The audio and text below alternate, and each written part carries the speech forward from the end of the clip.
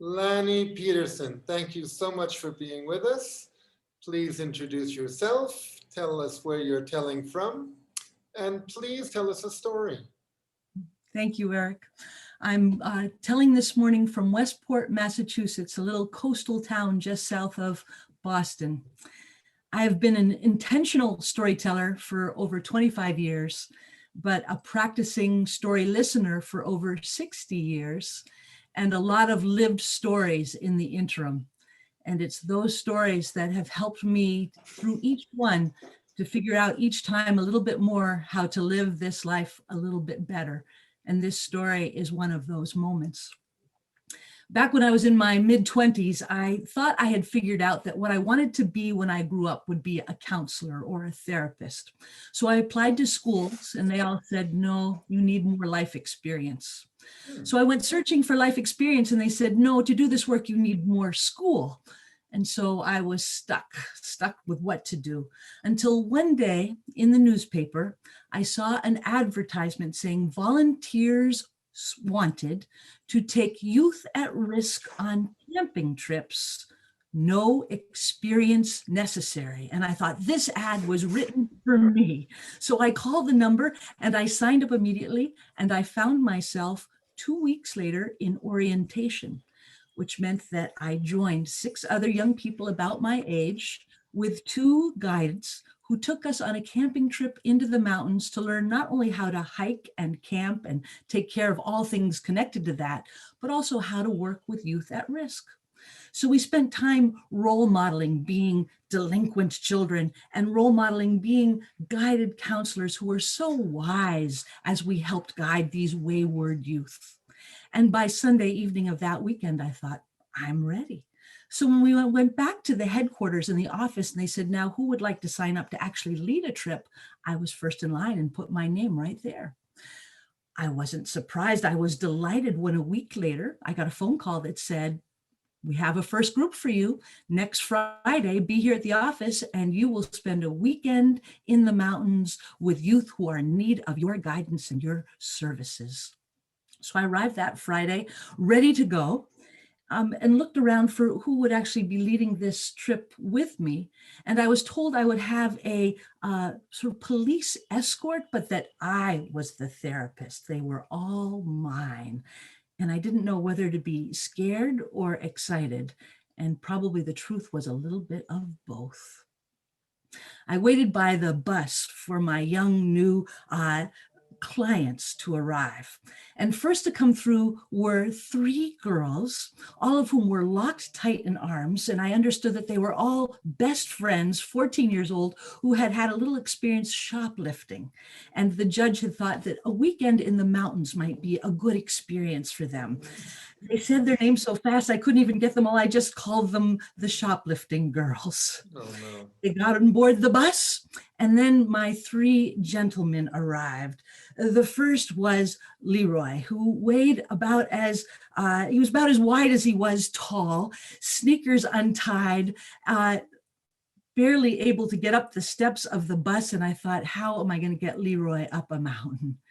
And then came Eddie, who was as skinny as he was tall, was fast talking, who already was landing jokes on me as he got on the bus. And then last came Marcus.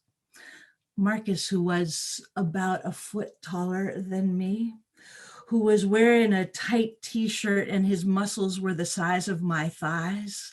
And he didn't say a word to me as he just crossed his arms, looked down and said, so you're the leader? This is gonna be fun. And he got on the bus. Well, from my training, I had thought that we would do all the things we did back in orientation, like sing songs and toast marshmallows and tell stories around the fire. But as soon as the bus started to roll and I suggested perhaps we begin with a song, Marcus said, no way you're getting me to sing. So I shifted tacks and thought, well, why don't we each share a story maybe about our name and what you'd like me to call you and how you got the name that you have. Silence. Well, let me begin. So I told them about my name, Lani, and then Marcus replied, what kind of dumb name is that? So I thought I'd tell them a little bit about the background, that in fact, my full name is Louise Ann, and my parents put it two together, contracted it to make Lani.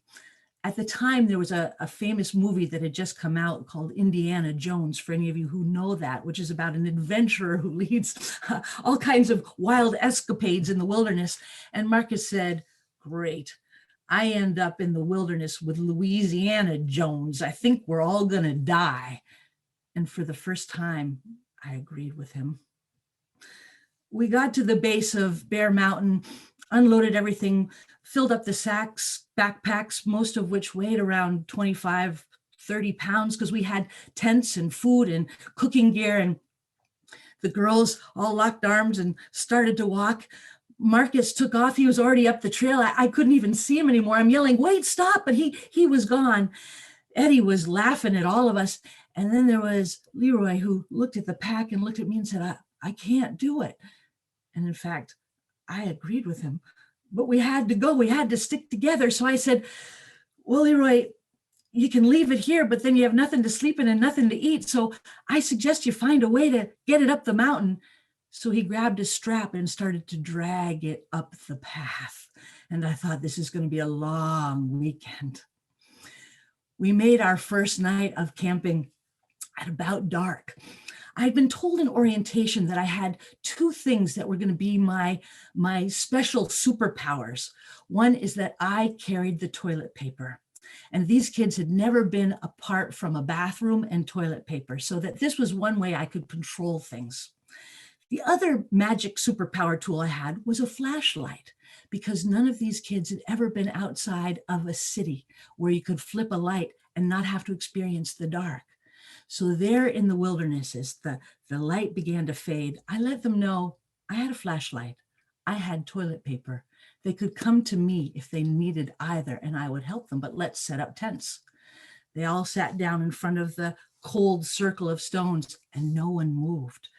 So I set up the tents and I built the fire, and each time trying to demonstrate and invite people to help, nothing. I said, does anyone need to have some toilet paper? I showed them how to dig a latrine. Nobody looked at it, thought about it, asked for it. And then as it got dark, I made some hot dogs, a few bites eaten.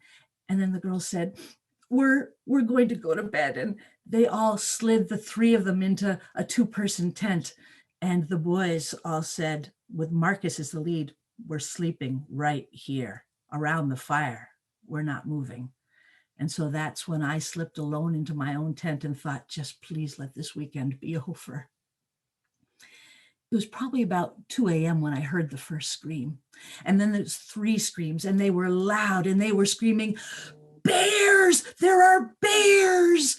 We were on Bear Mountain, but as far as I knew, there were no bears for miles around. But I raced out of my tent and ran to the girls' tent and saw a raccoon running off in the distance with a package of candy in its paw. I thought each of the kids had been frisked for contraband, but evidently the candy had made it through and the raccoon had found its way into their tent.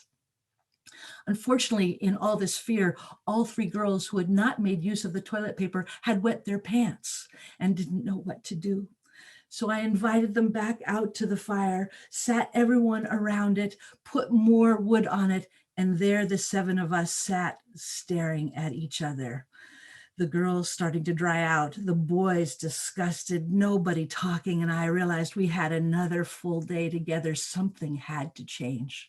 And that's when I said, everybody just lie down, lie back, just close your eyes, just lie on the ground with your feet to the fire. And just be quiet for a moment. Eddie started to giggle and Marcus said, shut up, Eddie. And Eddie was quiet. And then I said, tell me what you hear. And it was Leroy who said, it's awful quiet up here. There's not a sound. And I said, listen more, listen better. And then the sound of crickets. And Eddie said, the fire is so loud, it's going to crackle my ears. And then Marcus said, shut up, Eddie. And they listened some more. And then Marcus said, I can hear myself breathe. I can hear my heart. And there we lay in silence with our eyes closed. And after a little more time had passed, I said, open your eyes and look up. And I could hear the audible gasp as they actually saw the stars for the first time. They were huge in their eyes, almost the size of pumpkins bursting out of the sky. And Marcus said, why are the stars so big up here? Because there's no ambient light. And then I began to point out some of the constellations that I myself had only learned about 2 weeks before. And when I got to the Big Dipper that pointed to the North Star, it was Marcus who said, is that the drinking gourd? And I said, tell me more, Marcus.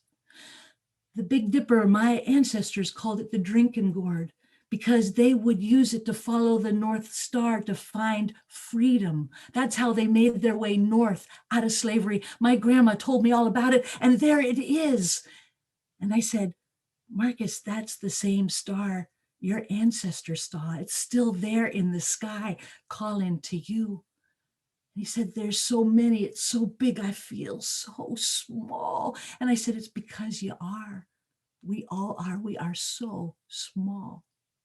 But do you know that the same stuff that's made of that stars is in us? The same atoms that are part of this universe are in you. You are part of the same magic as the stars. He said, but then that don't make sense because then I'd be so big. And how can I be so big and so small at the same time? And I said, it's because both are true. And we all sat there around the fire in the quiet, seeing and listening as if for the first time. Well, I'd like to say that the rest of the weekend went as well. We had some better moments, we had some worse, but we did all make it down alive. And in fact, on the bus on the way home, it was Marcus who said, Louisiana, turn on the radio. I think we should sing. And we did. We didn't sing Kumbaya. We sang rock and roll, but we had fun. And when we arrived back in Boston, each of the kids dragged themselves off the bus, totally exhausted, waved goodbye, but Marcus still sat on the bus. I said, Marcus, it's time to leave. He slowly made his way down the steps and he stood there looking down at me with his arms crossed. And he said, Louisiana Jones, I need to ask you one question. Without stealing another car, how do I get back there? How do I get back to that place? I want to go again. And I said, I do too, Marcus. I do too. That happened 40 years ago. The story of Marcus is still one of my teaching guides inside of me.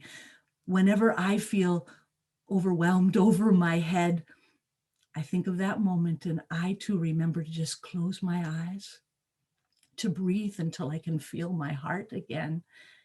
And when I do open my eyes, to try and look with different eyes, a different perspective, such that I can meet that moment in a way that I and whoever else I'm with will want to be there again. Thank you.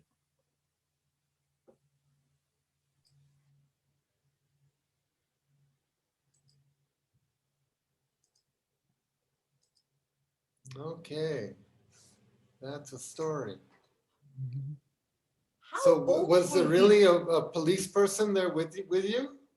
There was, and he kept his distance. He was only supposed to stay within shouting distance if I got in trouble. So I actually never saw him except when we got off the bus and back on the bus. Uh-huh. And There- you had already had some counseling training by then? Only my Good luck. orientation weekend. I was 23 years old. Uh-huh. And that was my entree into counseling. Mhm.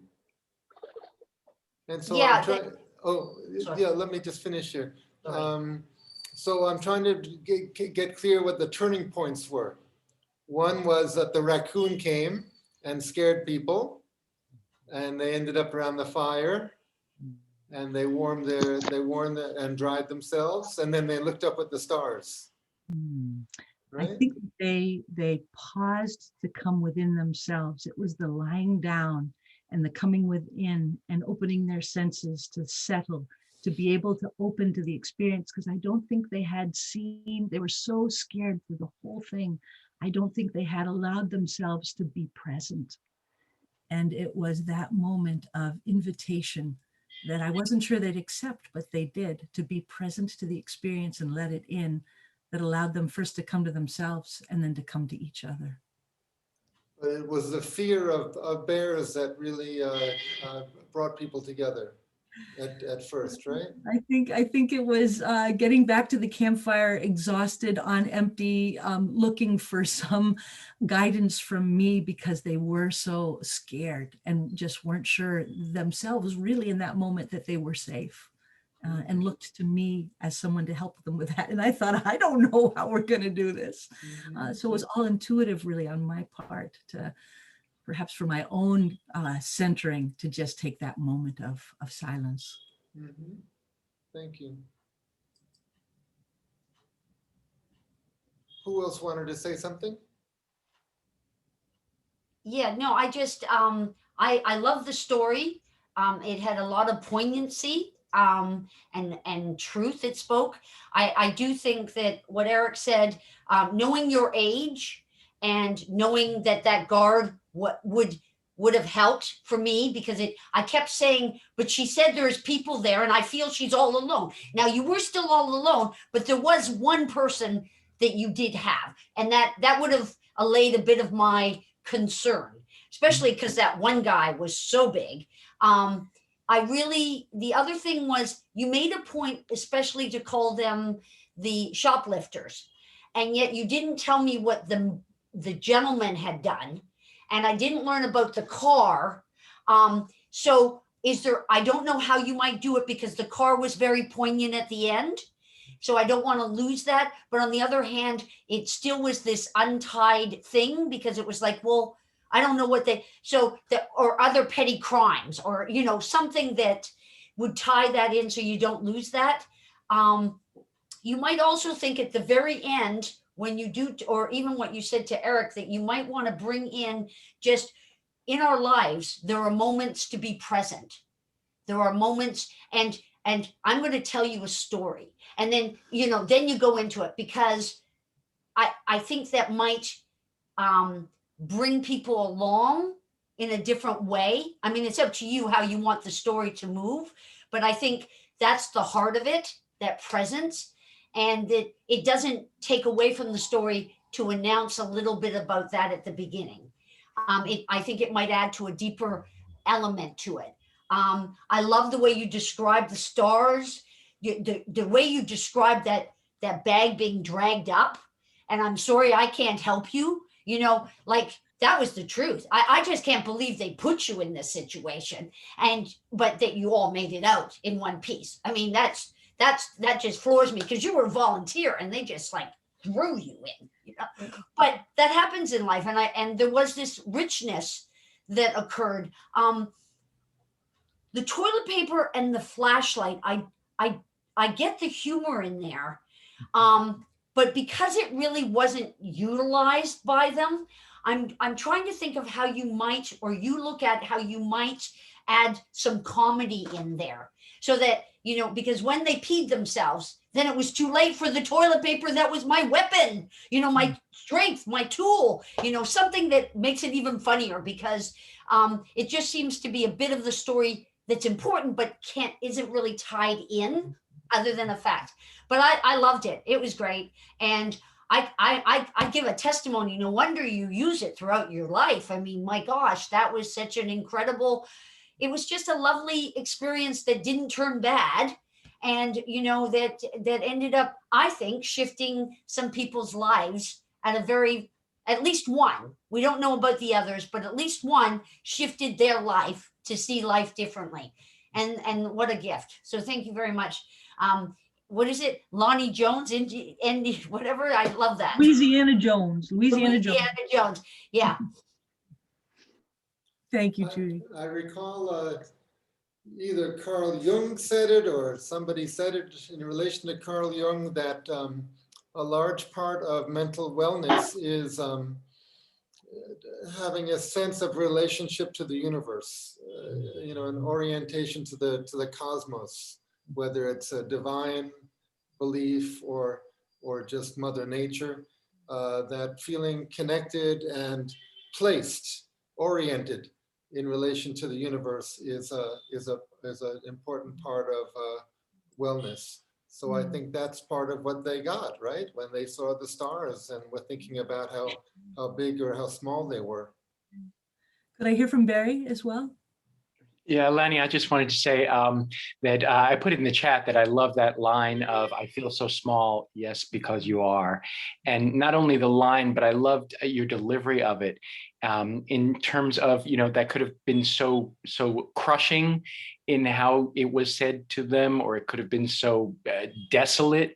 And what you brought was that wonderful combination of firmness and compassion and humility, and it comes across in your personality as you tell, and the personality of Louisiana Jones those many years ago, but also Lani Peterson, the storyteller now. So for me, that really encapsulated it. Thank you. Thank you, Barry.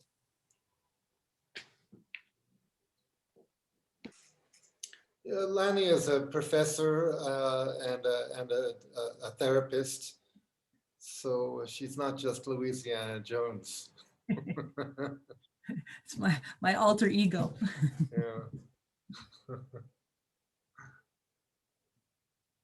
I think she's done some therapy on us too now, so thank you. And free. My pleasure. Anybody else? Yeah. Go ahead, Mashuda. Hi, Lani. Hello. Can you hear me? Yes. Can you hear me? Yes. Yes. Yeah, hi. Being big and small. It was quite, I just wanted to have a little bit on that. Being big and small at the same time. I didn't get that feeling. I just want to know about that. That we are, from my perspective, just a moment in time in infinity. We are just infinitesimal in comparison to the universe. And yet the fact that we are here and alive is a miracle. And so to me, that's the full breadth. And when we can hold both with both humility and empowerment, then I think we have the tools we need to live this.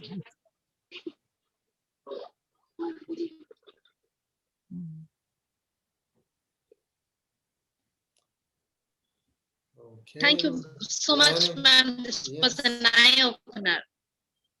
Thank you. Thank you, Lani, so much for getting up Sunday morning for us. We are very grateful. Thank you. All right. Did anyone want to add anything, or that's enough? That's enough. I'm sure we will remember that story, just as you have for the last 40 and the next 40. Okay. Prakrati.